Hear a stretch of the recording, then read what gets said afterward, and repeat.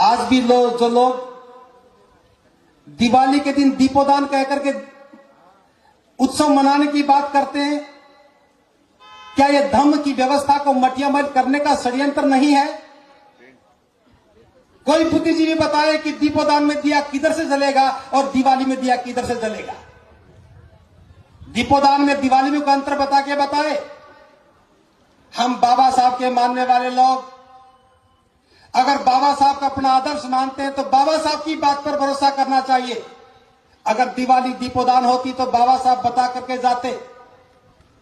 14 अक्टूबर 1956 को बाबा साहब बुद्ध की शरण में गए। उन्हें अच्छी तरह से याद होगा कि 20 दिन के बाद दिवाली आने वाली है, लेकिन जिक्र तक नहीं किया। अगर उस समय भूल भी गए होते तो 20 दिन के बाद याद आ जाता। लेकिन बाबा साहब जानते थे कि यह हमारा उत्सव नहीं है, जिक्र करने की आवश्यकता नहीं है। जो हमारा नहीं है उसका जिक्र क्यों करें। लेकिन उत्तर भारत में बहुत सारे विद्वान पैदा हो गए जो बाबा साहब से ज्यादा विद्वान, जो बाबा साहब नहीं खोज पाए उन्होंने खोज लिया।